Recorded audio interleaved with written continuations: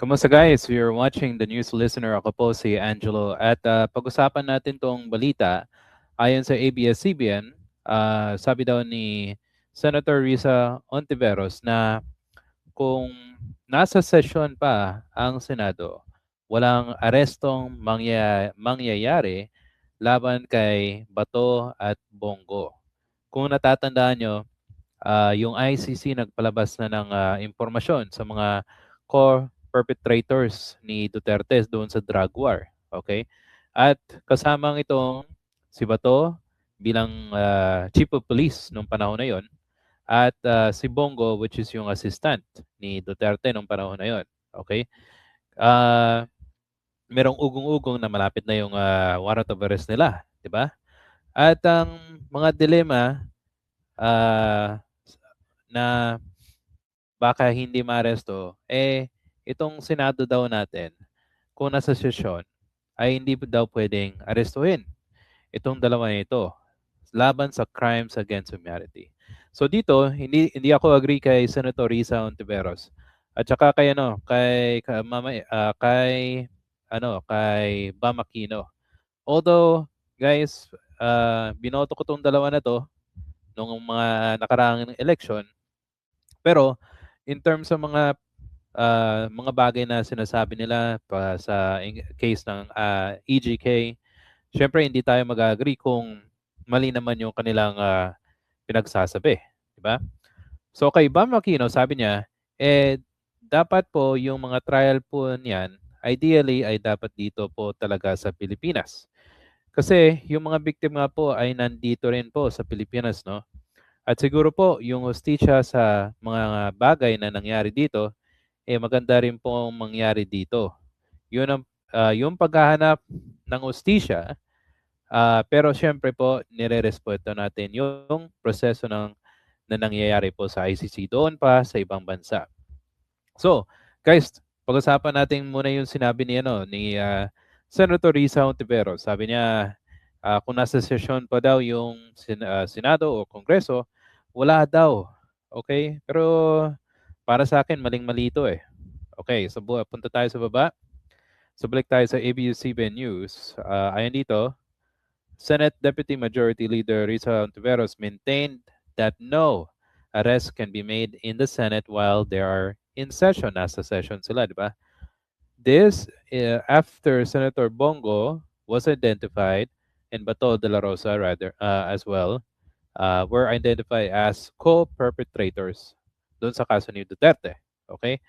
So ayon sa kanya, cite yung kay Senator Tito Soto na sabi niya, I think the particular issue ni raise natin dito na dati in relation isa sa kanila, I would stand by what sinabi ni Senate President Tito Soto noong na may by tradition. While the Senate in session walang miyembro ang maaresto sa loob. So, ang sinasabi ni Senator Risa ayon kay Senator Tito Soto na kung ayon sa kanilang tradisyon, walang mangyayaring arestuhan o pag-aaresto kung ang Senado ay nasa session. Okay? Yon ang kanilang stand. The recent development is a painful process for the Senate. Ontiveros said that one that she believed the Senate leadership will discuss. So pag-uusapan pa nila. Okay? Pero kung isipin mo guys, parang nagsabi na sila ng kanilang stand na pag nasa session, walang maarestong mga senador.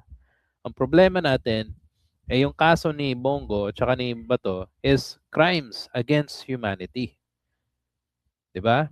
So napakalaking kasalanan o napakalaking krimen ang ginawa nila ayon doon sa kaso sa ICC. 'Di ba? So punta tayo guys, papakita ko sa inyo yung post ni Dean Mel Santamaria. Isa siyang sikat na lawyer and law dean, okay, sa FEU.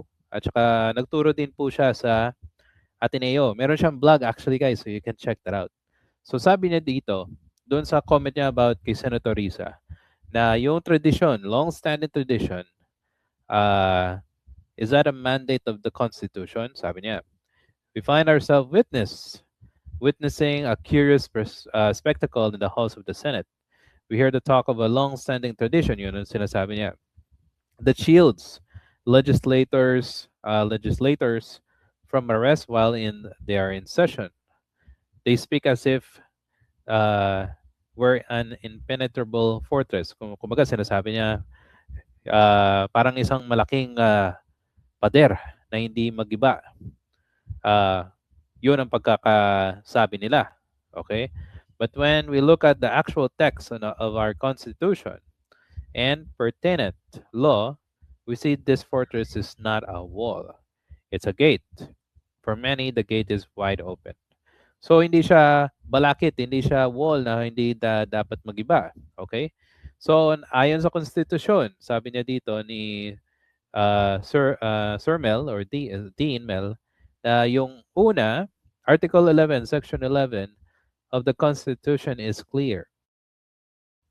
A senator or member of the House of Representatives shall, in all offenses punishable by not more than 6 years imprisonment, be privileged from arrest while the Congress is in session. So that means kahit na po nasa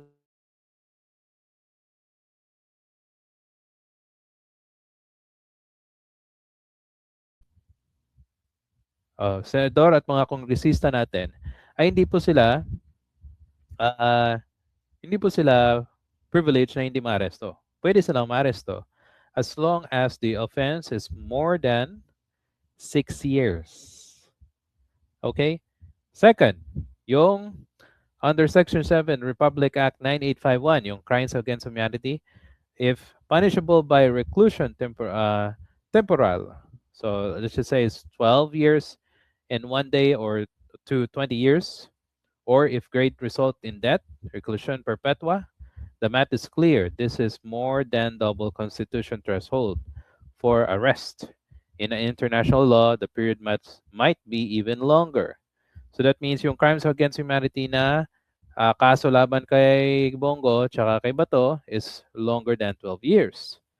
Can be longer. So more than 6 years doon sa ayon sa first, di ba? So pwede silang maaresto kahit nasa session sila. Third, therefore, if the crime carries a penalty of 6 years and 1 day, the privilege evaporates. O, kumaga, kahit may pribileyo kayo, pero pag more than 6 years and 1 day, pwede kayong maaresto.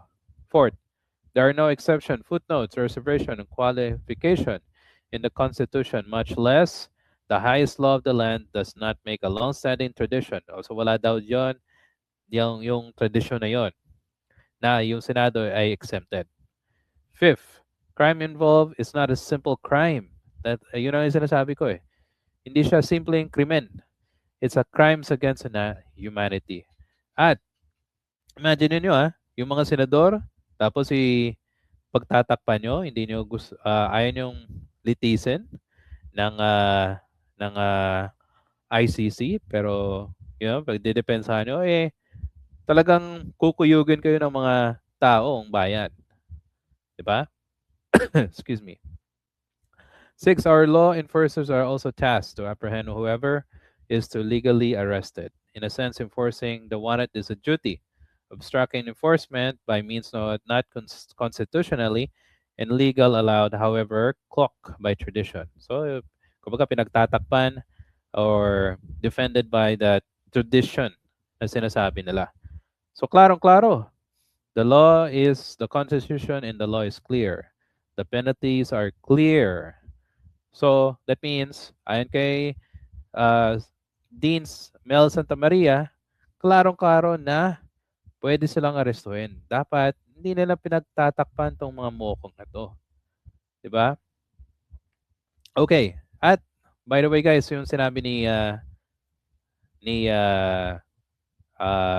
Senator Bam, actually, kung iisipin mo, kung dito na trial yung crimes against humanity, so tingin nyo ba makukulong tong mga For example, si Duterte, kung dito man lang siya, o si Bato, lahat ng involved, sa tingin niyo ba sa lalaking tao nila, mga kapangyarihan kahit hindi na nasa pwesto, sa tingin niyo ba they'll be in jail?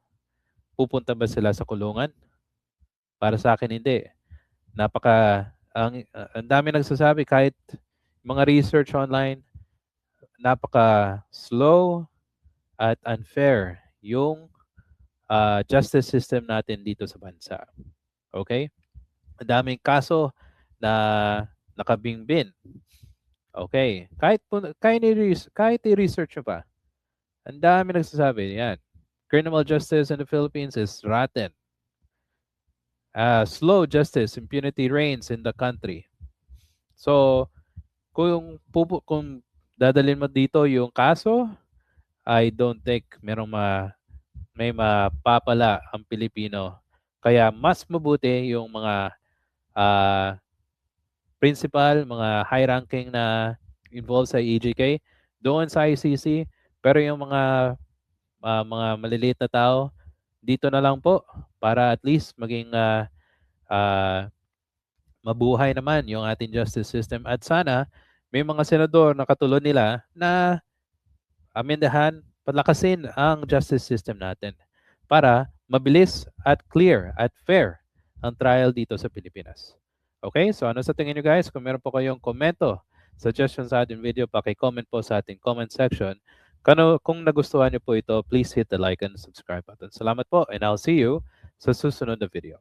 Thank you po.